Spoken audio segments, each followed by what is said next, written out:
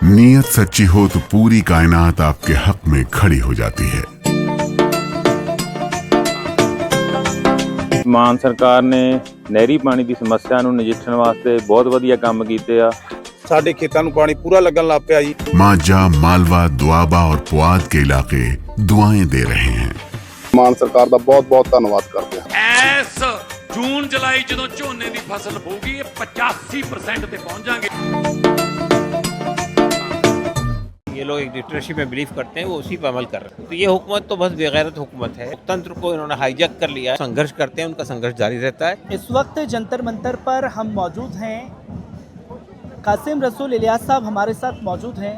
Sir, आज चौथा दिन हो चुका है निट को लेकर के बच्चे भूख हड़ताल पर बैठे हुए हैं। एक हरिकेश नाम का लड़का, उसे 7 दिन हो गए भूख हड़ताल पर बैठे हुए। सोनम वांगचू बैठे हुए हैं, पर हुकूमत के कान पर जू नहीं रेंग रही है। किस तरीके से देखते और समझते हैं इन चीज़ों को? देखिए, हुकूमत के कान पे जूँ तो उस वक्त भी नहीं रहेंगी थी जब 1 साल तक के यहाँ पे किसान आंदोलन पे बैठे हुए थे। हुकूमत के कान पे जूँ उस वक्त भी नहीं रहेंगी थी जब दो साल तक के जो है हमारे शाहीन बाग पर बच्चे बैठे थे। तो ये हुकूमत तो बस बेगैरत हुकूमत है। इस लोकतंत्र वगैरह में बिलीव नहीं करती है। ये लोग एक डिक्टेटरशिप में बिलीव करते हैं, वो उसी पर अमल कर रहे हैं।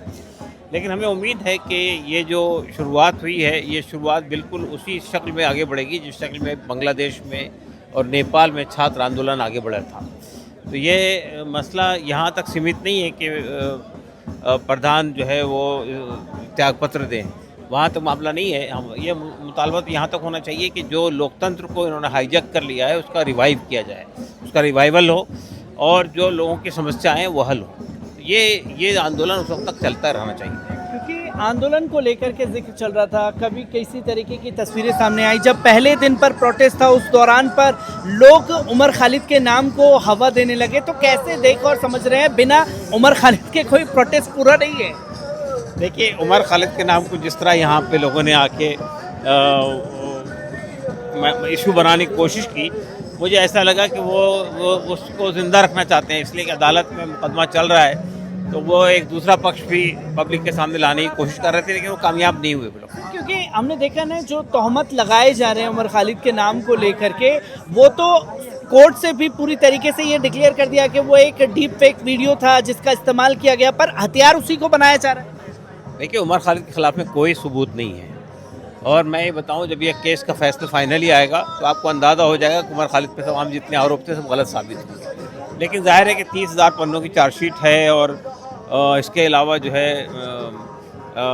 900 करीब विटनेसेस हैं, तो ये लंबा चलेगा केस। तो सीजेपी के प्रोटेस्ट में वेलफेयर पार्टी ऑफ इंडिया पूरी तरीके से नहीं, बिल्कुल हम सपोर्ट करने आए थे कि ये पब्लिक के एक कॉज को लेके खड़े हुए हैं हमारे बच्चे, तो हम उनको सपोर्ट, जो हंगर स्ट्राइक में बैठे थे हम उनके साथ भी कुछ देर तक उनके साथ बैठे थे, उनको सपोर्ट किया कि भाई आप बहुत एक अच्छे कॉज को लेके खड़े हुए हैं, इसलिए हमारा सपोर्ट है। विपक्षी पार्टियों की भी कहीं ना कहीं दूरी है इस प्रोटेस्ट से।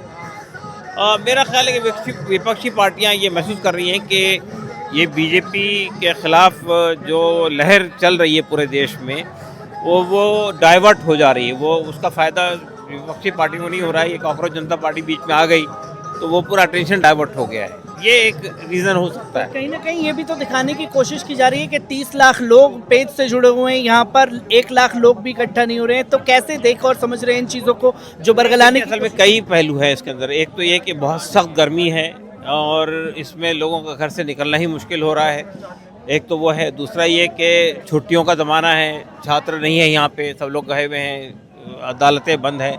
तो ऐसे वक्त में जाहिर है कि ये आंदोलन उस वक्त शुरू हुआ है। तो लेकिन ठीक है, हमें लगता है कि वक्त के साथ साथ इसमें लोग आते रहें।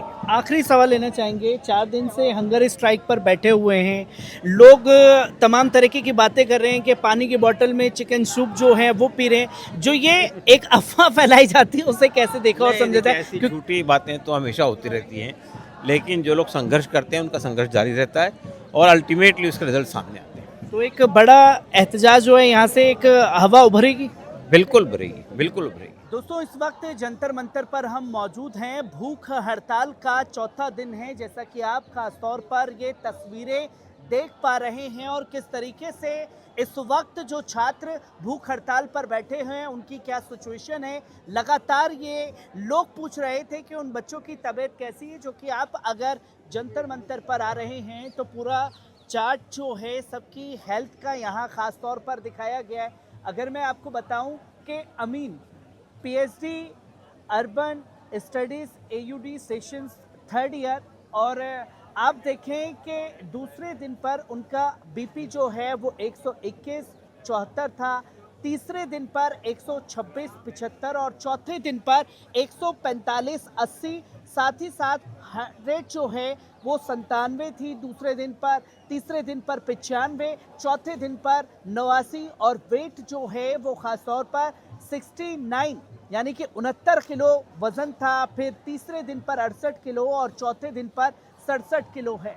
लगातार वेट जो है वो लॉस हुआ 1 किलो के आसपास, 1 किलो 45 के आसपास, और ब्लड शुगर जो है वो 78 चल रहा है। साथ ही साथ आप देखें कि जो नेहा छात्र हैं वो भी भूख हड़ताल पर बैठी हुई हैं। उनसे हमने पहले भी कई बार जो है बात की है, जो कि आप देखें कि PhD की छात्र हैं और इनका अगर आप डे बाय डे का चार्ट देखें कि किस तरीके से हेल्थ उनकी गिर रही है, वो आप लोगों के सामने है। जहां दूसरे दिन पर उनका बीपी जो है वो 113/76 था, तीसरे दिन पर 117 से 80 हुआ और चौथे दिन पर 122 से 82 हुआ। हार्ट रेट जो है 74 थी दूसरे दिन पर, तीसरे दिन पर 78, चौथे दिन पर 81 और वेट जो है वो 66 किलो था।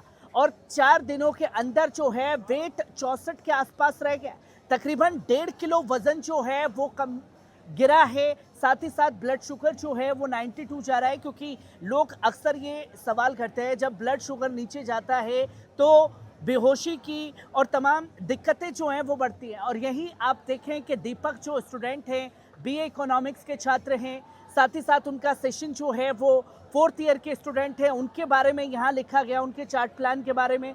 दूसरे दिन जो डे दूसरा था वो 113/70 था बीपी का, और तीसरा जो दिन था वो 111/72 था और चौथे दिन 121 से 60 जो है वो बीपी था। हार्ट रेट जो है वो 83, तीसरे दिन पर 84 और चौथे दिन पर हार्ट रेट जो है वो बिल्कुल ही कम हुई। और साथ ही साथ आप यहाँ देखें कि वेट जो है 49 किलो था, 48 किलो हुआ, फिर 48 किलो, तकरीबन 1 किलो के आसपास जो है वो वजन कम हुआ है। साथ ही साथ ब्लड शुगर जो है वो 70 के आसपास गिरा है। लगातार ये दिक्कत जो है वो बच्चों को झेलनी पड़ रही है, जो अभी इस वक्त यहाँ खास तौर पर धरने पर बैठे हुए हैं, भूख हड़ताल पर बैठे हुए हैं। इसी के साथ साथ दीपक के बाद आप अगर देखें दानिश अली, वो भी PhD के छात्र हैं, history JNU session 2nd year, और साथ ही साथ आप देखें कि उनका चार्टशीट जो है वो किस तरीके से सामने आया है। दूसरे दिन पर उनका जो बीपी था 148/66 था, तीसरे दिन पर 113/70 और चौथे दिन पर 120/82। अगर आप पूरा हार्ट रेट देखें तो 125/74/80, यानी कि हर दिन जो है हार्ट रेट की संख्या जो है वो कम हो रही है। वेट जो है वो 40 किलो के आसपास था, अब 38 किलो के आसपास रह गया है। 2 किलो वेट जो है वो कम हुआ है। तकरीबन 6 छात्र जो हैं वो बैठे हुए हैं, और साथ ही साथ हम आपको इधर भी दिखाएंगे कि सभी के चार्टशीट जो है वो लगी हुई है और किस तरीके से लगातार बच्चों की तबीयत जो है वो बिगड़ रही है। साथ ही साथ आप देखें कि मनीष कुमार जो छात्र भूख हड़ताल पर बैठे हुए हैं, इनका दूसरे दिन पर बीपी जो है वो 134/80 था, तीसरे दिन 139/80, चौथे दिन 139/74। हार्ट रेट जो है वो 68/93/102, वेट जो है वो 85 किलो था, अब चौथे दिन पर 83 किलो रह गया, तकरीबन 2 किलो वजन जो है 4 दिन के अंदर गिरा। ब्लड शुगर जो है वो 92 है। साथ ही साथ आप देखें हरकेश, जिनकी कल तबीयत बिगड़ी, पुलिस की मदद से उन्हें जो है हॉस्पिटल पहुंचाया गया है। उनकी हेल्थ की अपडेट पर लगातार लोगों की नज़र बनी हुई थी, और किस तरीके से ये दूसरे दिन पर उनका जो बीपी था वो 143/94 था, तीसरे दिन पर 134/80, चौथे दिन पर 133/82 और हार्ट रेट जो है वो लगातार हरकेश का कम होता चला गया, जो दूसरे दिन पर था 105 और चौथे दिन पर 73। कल बेहोशी के आलम में उन्हें जो है अस्पताल ले जाया गया। वेट जो 83 किलो था वो 82, तकरीबन 1 किलो के आसपास वजन गिरा। और ब्लड शुगर जो है वो 79 रहा है। तकरीबन ये संख्या जब कम होती है तो बेहोशी की आलम होती है। ये छात्र जो यहाँ बैठे हैं वो अपने हक के लिए बैठे हुए हैं, और ये छात्र जो यहाँ बैठे हुए हैं ये किसी और बच्चे के साथ जो पेपर लीक हो रहा है वो ना हो, कोई बच्चा, कोई पेरेंट्स अपने बच्चों को ना खो सके, इसकी मांग को लेकर के यहाँ बैठे हुए हैं। और 4 दिन से ज़्यादा बीत चुके हैं, अभी तक हुकूमत के कान पर जूं भी नहीं रेंगी है। अगर कल को इन बच्चों को कुछ होता है तो इसका जिम्मेदार कौन होगा, ये एक बड़ा सवाल है, क्योंकि हरकेश की तबीयत कल बिगड़ी है, जो तस्वीर सामने आई है। साथ ही साथ मैं कैमरामैन से कहना चाहूँगा कि आप दिखाएं, सोनम वांगचू भी लगातार हंगर स्ट्राइक पर बैठे हुए हैं, उनकी हेल्थ जो है वो लगातार डाउन हो रही है। ये तस्वीर आप लोगों के सामने है जो ख़ास तौर पर है।